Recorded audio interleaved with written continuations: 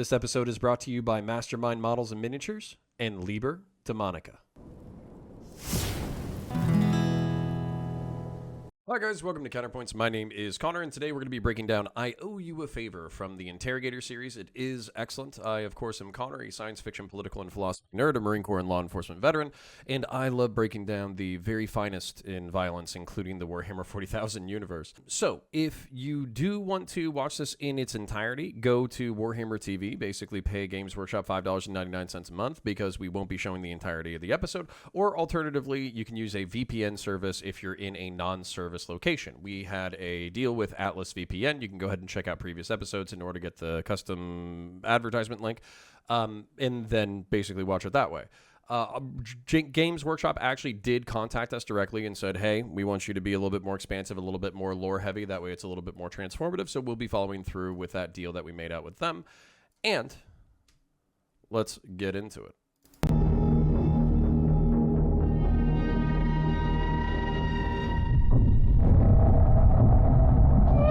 The problem with letting someone live is that there's no guarantee they'll return the favor.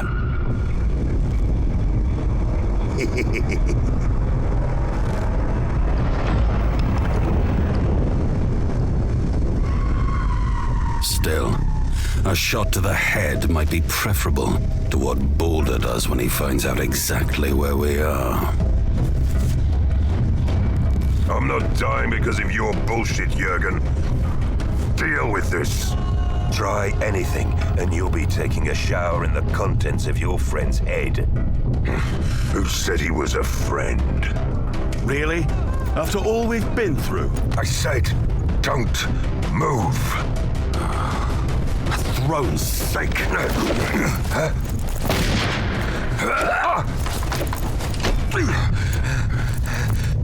A shower in the contents of my head, eh? You need better lines.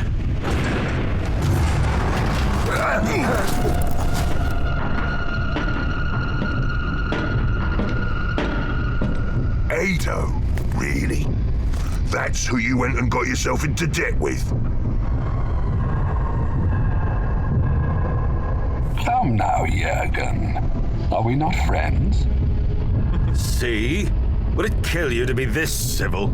It might kill you.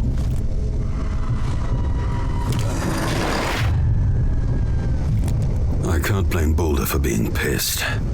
Ado is a grade-A sack of shit. A Primus Medicae turned narco lord. So, the episode begins with only the insane have strength enough to prosper. Only those who prosper may truly judge what is insane. And I actually love this saying. It is a little grim derp. It is a little Warhammer 40K, but you know, that's what we're here for, right? We love this universe. And it applies real enough to our own world. We kind of decry the Machiavellian political manipulations of our upper class who run our society. But when we start, you know, venturing into these arenas, whether you're talking about work or corporate politics, or law enforcement politics or military politics or anything like that, you'll find yourself making compromises, moral compromises, in order to make it further up and further up to the top. So you have to answer what is worth a moral price, and everybody has different answers for that. We would like to be, you know, once you start climbing, we would like these people to be as non-corrupt and less egomaniacal, but like the people who climb over time end up being the most egotistical and egomaniacal and kind of corrupt and manipulative. And there's actually like a really great episode from CGP Grey called The Keys of Power that actually shows why this is the case, because the truth is that nobody makes it to the top alone. The other quote that we see is the problem with letting someone live is there's no guarantee they'll return the favor. We've actually heard this quote a couple of times. And what a metal Warhammer 40K quote, where mercy is a liability. This isn't, you know, the Christian, this isn't Christendom. You don't turn the other cheek for anybody, because the second you turn the other cheek, you basically might lose half your head. from whatever's coming down next. And we do have a little bit of a movie trope with the bodyguard standing too close to Jurgen, and as a result, a disarm is easy. Law enforcement and the military are taught something called the reactionary gap. It's basically where you want to keep distance between yourself and another person. That way, if they do make a move, you have time to see the move, recognize the move, and react accordingly. So you'll often notice, like, law enforcement officers will go on to, like, if they go hands-on with somebody, they're going to arrest somebody, you'll see two of them step up. That way they can both wrestle if they need to. You might see somebody standing Overwatch where they stand back. That way they can get a shot if they need to. Same thing with the military when they're searching enemy prisoners of war. The reason why you maintain your distance is so you don't have the disarm, which actually happens to this hitter for Ado. You know, Primus Medicae Gone Narco Lord. Medicaes are public doctors that fall under the Officio Administrativum. This is a Imperium-wide bureaucracy that's charged with overseeing hospitals, augmentation, and medical services for the Imperium of Man. It is known for its corruption and grift, so it's not surprising that Ado was able to sneak away from his own institution in order to become a drug lord. And the Imperium does have actually pretty complex technology, despite how grimdark it is. They do have the ability to extend life. They do have the ability to replace limbs, and they do have the technical ability to become immortal by replacing body parts over time that are failing with bionics, as we see with Ado here. He's half bionic, half man, and chances are technically immortal through life-extending cocktails of drugs. Ado, basically greets him as a friend, even though they're not friends, and tries to tempt Jurgen with the medication, the neural suppressors. Jurgen rebuffs him while claiming to be busy, leading to Ado to ask if Jurgen is ready to pay back the debt and have it made whole. Jurgen has leaned into his reputation as an interrogator in order to put himself more into Ado's debt, and Jurgen admits to himself that he doesn't have anywhere near enough money to pay Ado back and promises payment at the completion of their current mission. Ado insists on a factory tour, and the process of neural suppression is, let's say, not without cost, which is shocking even to a seasoned interrogator or inquisitorial bodyguard like Balder. But no addict wants to have to face the price of their escapism, to see the real cost of their relief.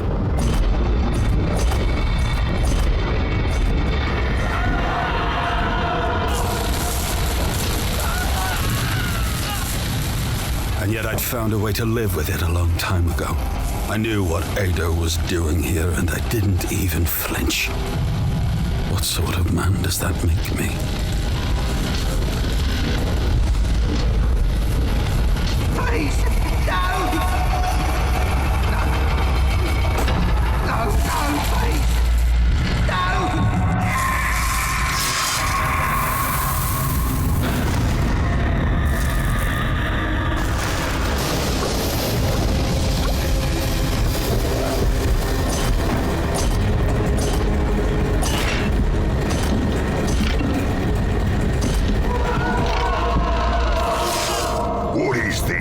Your ire is misplaced. Geisthaven has always had a higher incidence of psychic potential in its citizens, yes? A naturally occurring mutation? Perhaps. But the numbers have increased exponentially since the Great Rift peeled open the sky and the black ships stopped coming. They have become a plague. What you see here is merely my small attempt to treat that malady. You vaporized them? Balder, just... Of course. A population is like a body. If one humor becomes unbalanced, the whole becomes sickly. The number of psychers in Geisthaven is dangerously high. My remedies soothe the minds of those that can afford treatment. Those that cannot pay become the treatment for those that can. It is a perfect cycle. The pills, they're made from the ashes of those people. Along with several other compounds of my own devising. You knew about this? You knew? And you still took those damn pills anyway? asshole! It's shit, Boulder. You don't know what it's like. You don't have to live with a thrown-down device in your head every second of the day. So yeah, I knew what I was taking. I had no choice. There's always a choice.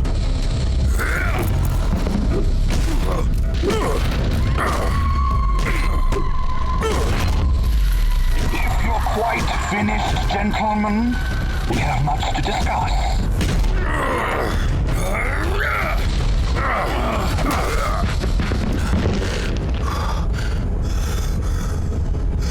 Let's break that down a little bit. So no addict wants to look at the price of his escapism. This quote actually hit me like a brick because this echoes into our reality, and that's one of my favorite things about Warhammer 40k in the first place is the echoes into the reality. Whether we're looking at Afghanistan being responsible for 90% of the world's illegally consumed opium, or if we're looking at the cocaine trade fueling the narco organizations in Central and South America, and some of these organizations being known for other criminal activities, including the killing of rivals and the harvesting of organs of their rivals and liquefying their rivals in drums. There's a whole bunch of modern horrors that are associated with the drug racket, and Warhammer 40k is no different, with the neural suppressors basically being infused with the fried remains of psychers.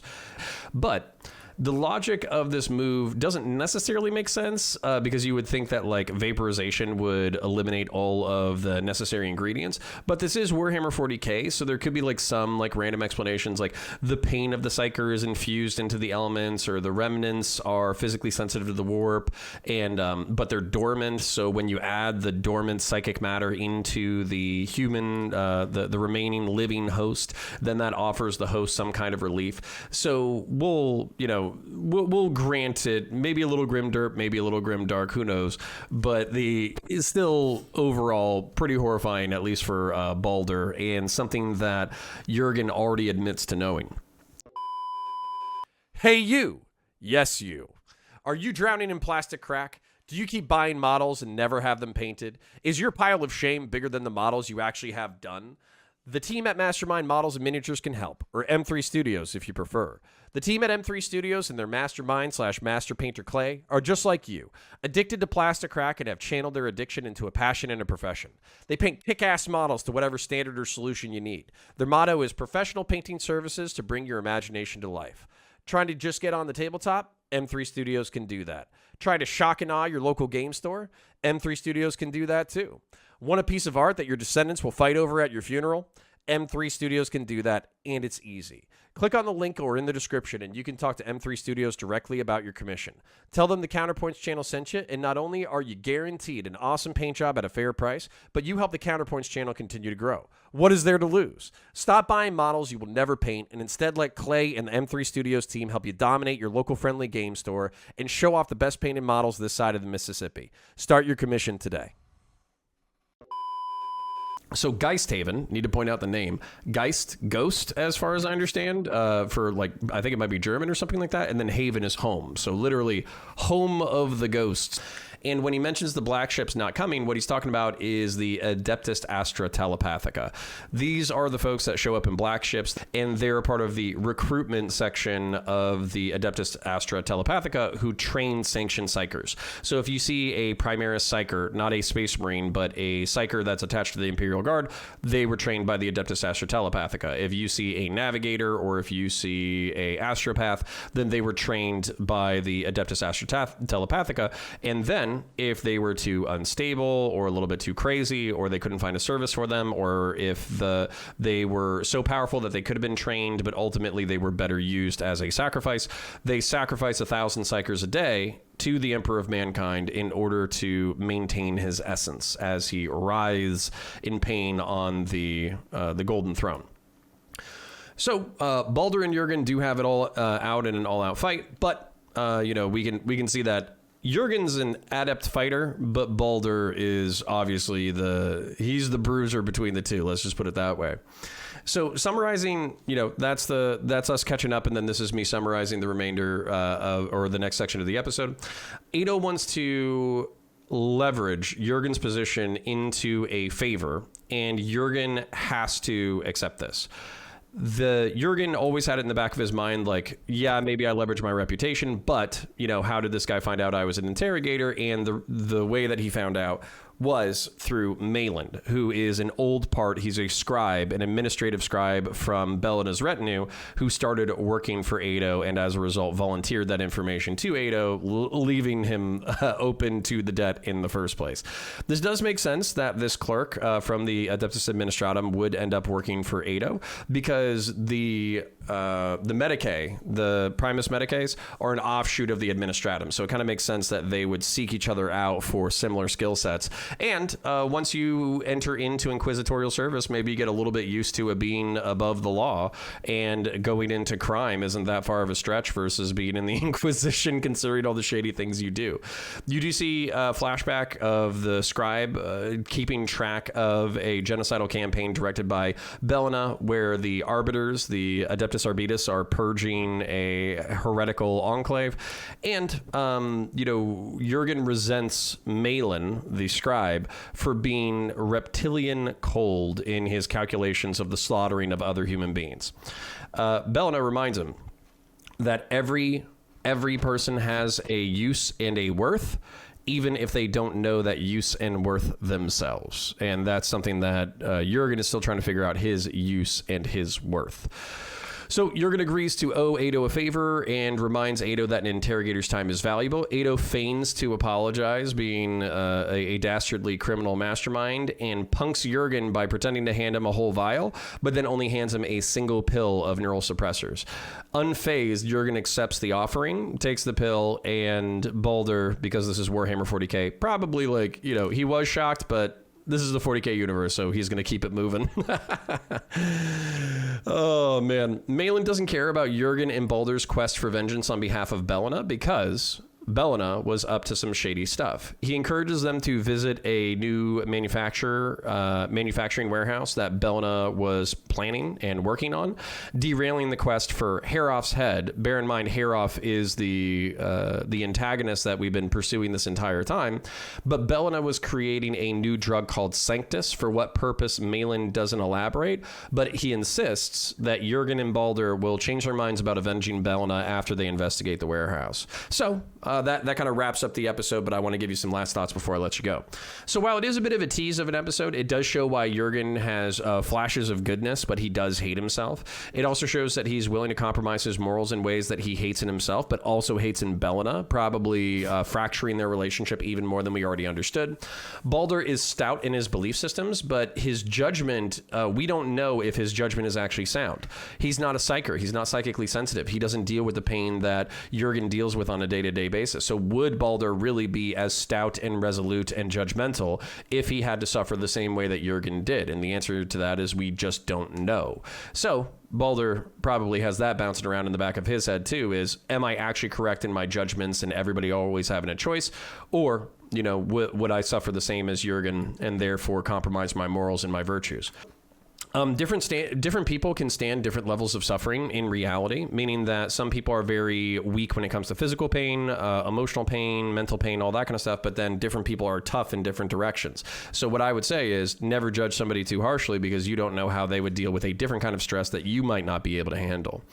I do like that this episode deals with the secondary and tertiary effects of drugs. That's something that we deal with in our own our own universe, our own world. And I do like that the noir, the investigative detective story, is following the trope. So even though it's following tropes that have already existed, it is kind of refreshing to have something not totally predictable, but still fun.